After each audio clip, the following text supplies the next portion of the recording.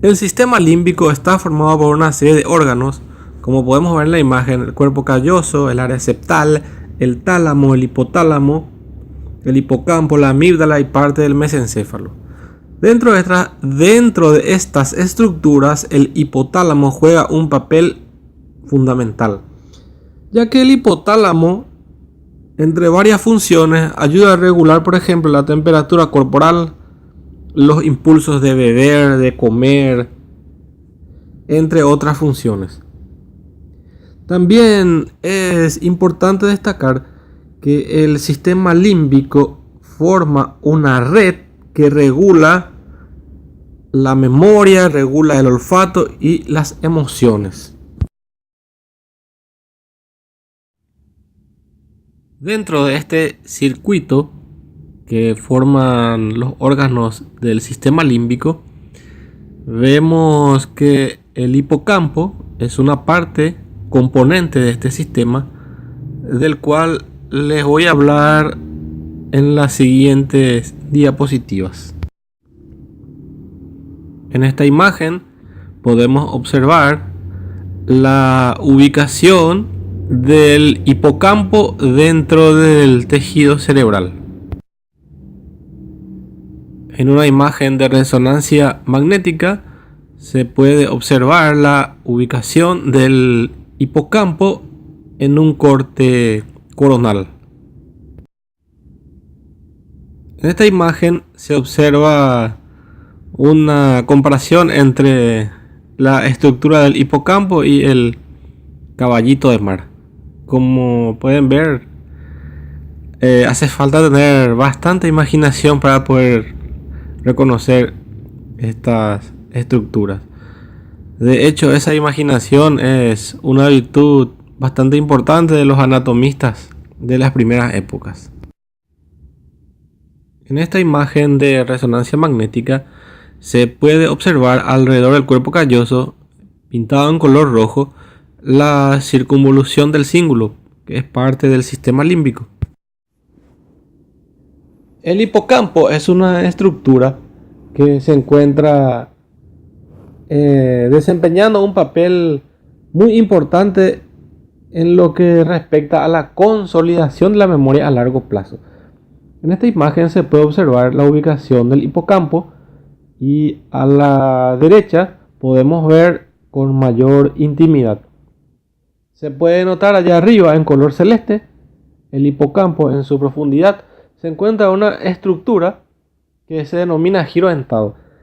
El giro dentado es una estructura muy importante porque es allí donde se van a generar miles de neuronas diariamente, lo que rompe con el paradigma de los años 90 de que no se producen más neuronas después del nacimiento.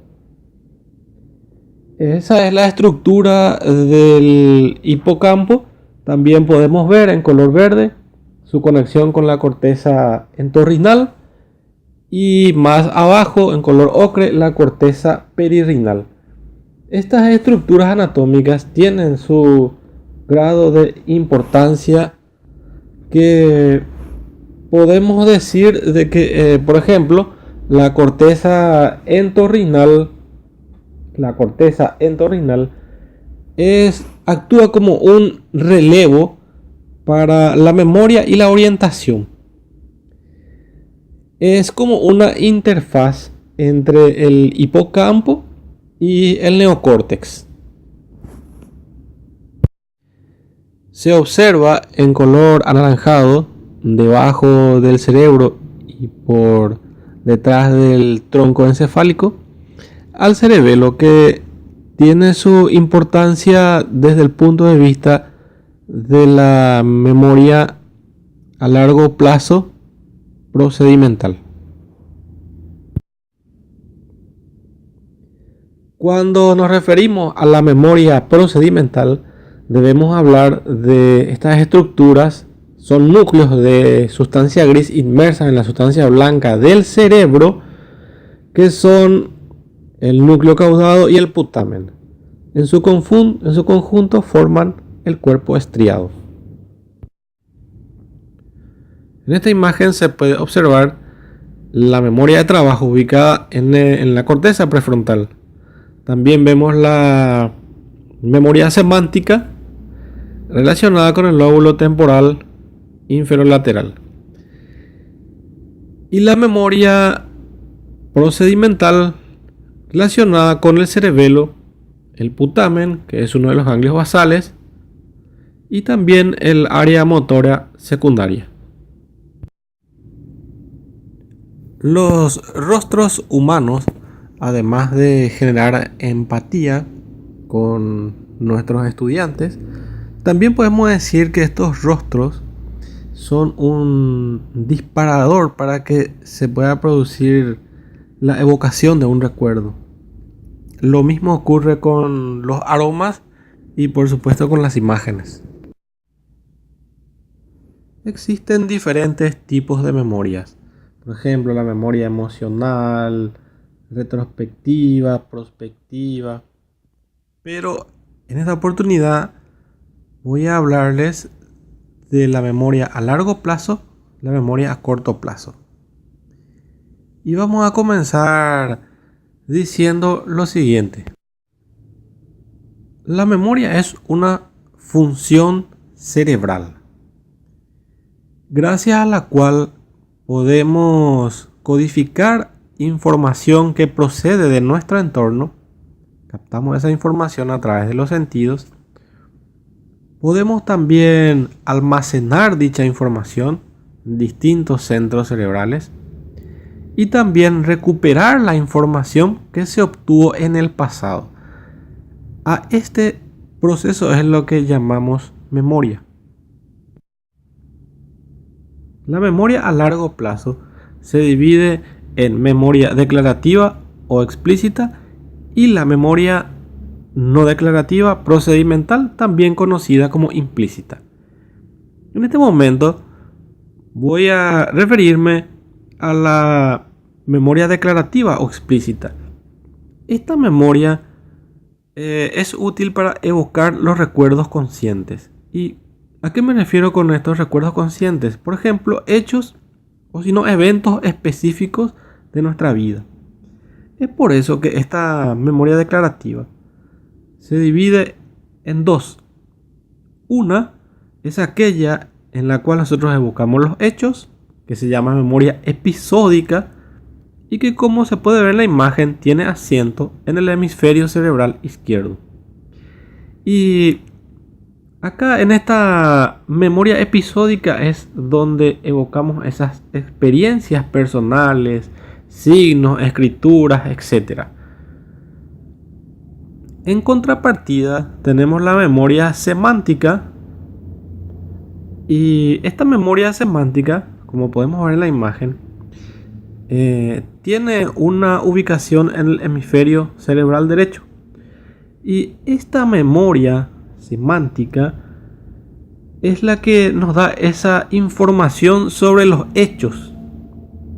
Y también es importante destacar que nos da esa información sobre los mecanismos de cómo funcionan las cosas. Por ejemplo, cómo funciona un bolígrafo, etc. Cabe destacar también que esta memoria declarativa o explícita ocupa áreas del cerebro particulares. Por ejemplo, el hipocampo. Y el hipocampo es una estructura, como habíamos visto en la introducción, que forma parte del sistema límbico. También habíamos visto que el hipocampo tiene una serie de partes. Una de ellas era el giro dentado, en la cual se produce la plasticidad neuronal, donde se generan neuronas diariamente, miles y miles de neuronas. También es importante destacar que el hipocampo distribuye el contenido. Otras estructuras relacionadas con esta memoria declarativa son la corteza entorrinal y la corteza perirrinal, ya citadas en la introducción. Entonces, esta sería la ubicación anatómica de esta memoria declarativa. También es importante saber que hay muchos autores que denominan a la memoria episódica con el nombre también de memoria autobiográfica. Y otros autores más recientes no tienen una ubicación tan clara de la memoria autobiográfica, ya que dicen que la memoria autobiográfica es el resultado de la interacción de la memoria episódica y la memoria semántica. La memoria no declarativa, procedimental o implícita está relacionada con aspectos motores.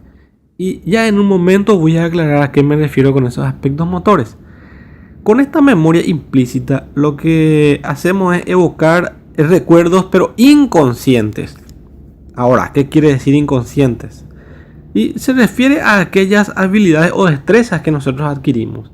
Una de ellas es, por ejemplo, el acto de levantarse por la mañana, peinarse, o un domingo por la tarde salir a andar en bicicleta, o un lunes en el trabajo hacer una receta utilizando el bolígrafo, pintar, qué sé yo, ir de paseo o de pesca y atar la lancha, hacer nudos.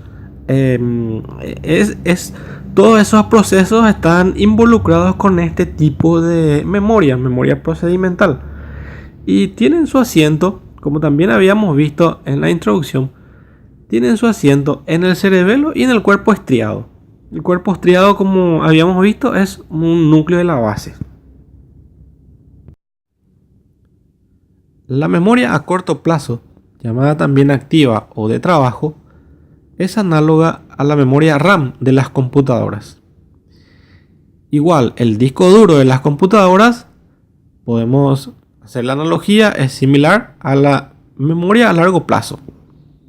Esta memoria de trabajo nos permite recordar números telefónicos, nos permite también recordar coordenadas, que son fundamentales para poder relacionarnos con el entorno, debido a que sin esta memoria no vamos a poder recordar lo que hicimos hace unos cuantos segundos o minutos atrás. De allí la importancia de este tipo de memoria. Muchas personas repiten en voz alta algún hecho o evento para no olvidarlo. Y esas son las personas que tienen desarrollada la memoria auditiva. Y una cantidad menor de personas, observando una imagen, por ejemplo, puede retener esa información. Y esa es la memoria visoespacial. Es importante también destacar que nuestro cerebro, cuando aprende algo, lo hace de manera selectiva, selecciona.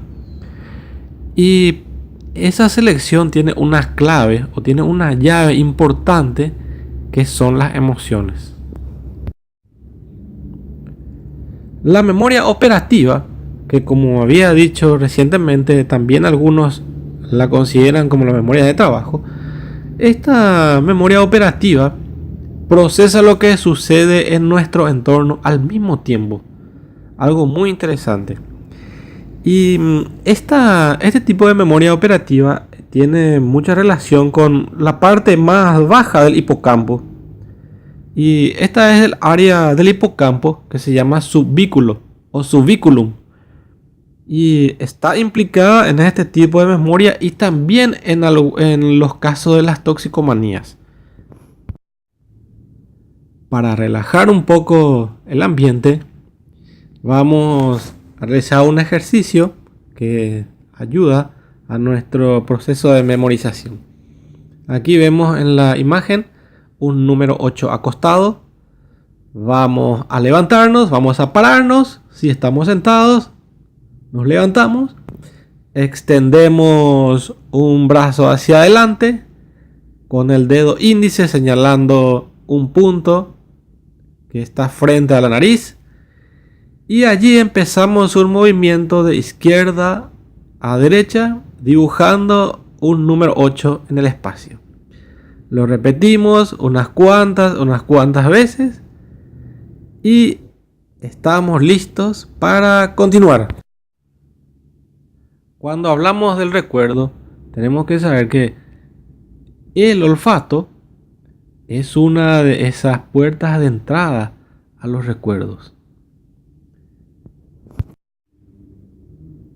A través de los órganos de los sentidos, la información llega hasta el sistema nervioso mediante una serie de patrones temporales y espaciales que sirven para poder identificar y asociar la información recibida del entorno. Entonces, la pregunta que nos hacemos es si las memorias de las cuales hablamos anteriormente tienen su asiento en órganos como el hipocampo o como el cerebelo, etc. Entonces, ¿dónde tiene su ubicación o dónde tienen su ubicación los recuerdos? Y la respuesta no es simple. ¿Por qué?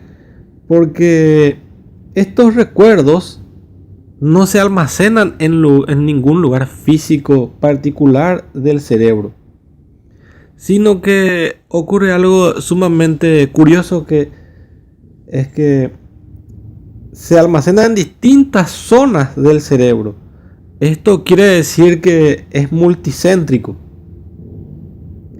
Y cada punto de ese multicentro almacena esos fragmentos de recuerdo.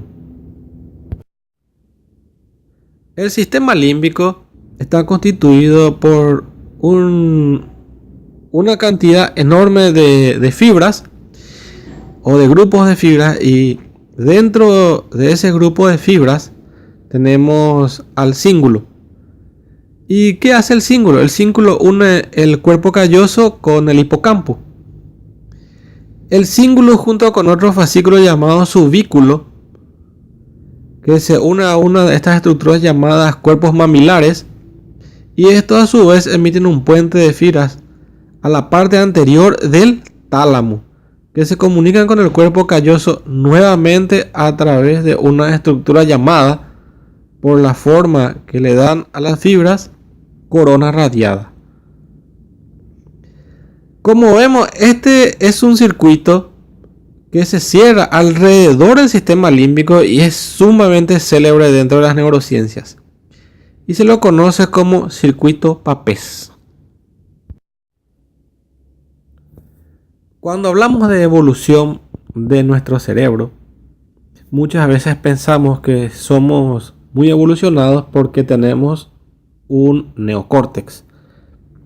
Eso no está lejos de la realidad, pero el verdadero salto evolutivo está en las emociones, en ese sistema límbico, que es más primitivo que el neocórtex. Es por eso que vamos a decir, sin temor a equivocarnos, de que estas emociones son las que a nosotros los seres humanos nos hacen más evolucionados que otros animales.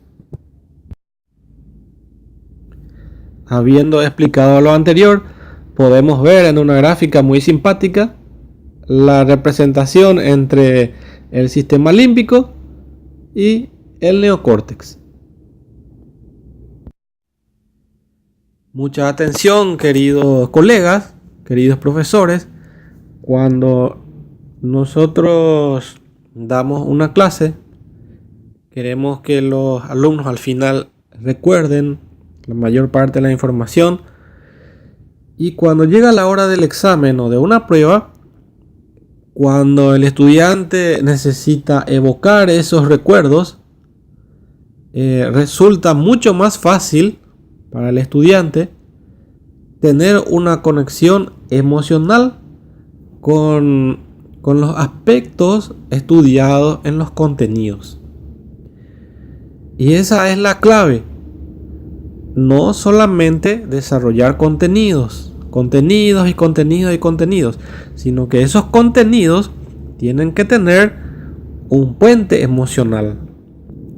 Porque esa es la mejor forma de que en el sistema nervioso, dentro de su microarquitectura, se crea, mejor dicho, una serie de redes de refuerzo entre las neuronas para poder acceder a esa información.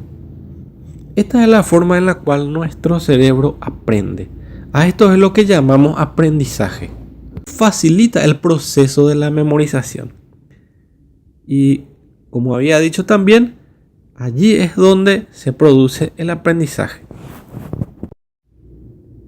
Por lo tanto, queridos colegas, la clave está en la potenciación a largo plazo, el aprendizaje y el refuerzo. Y vamos a ver por qué ocurre esto.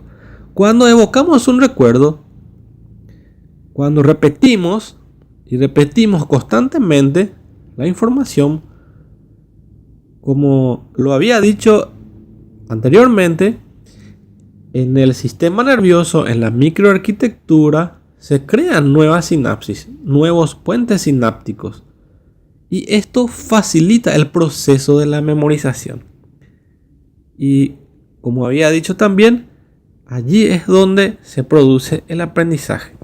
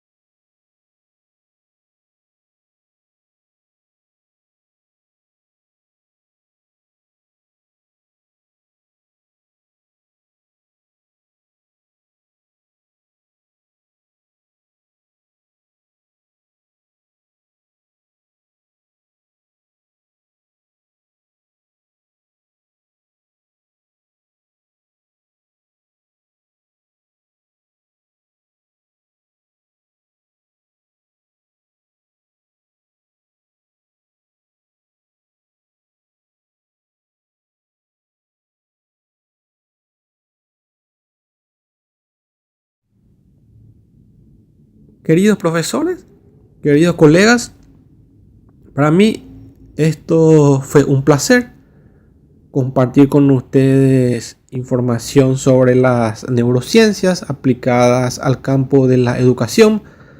Esto a mí particularmente me resulta muy útil en mis clases y espero también que ustedes sepan sacar provecho de esto.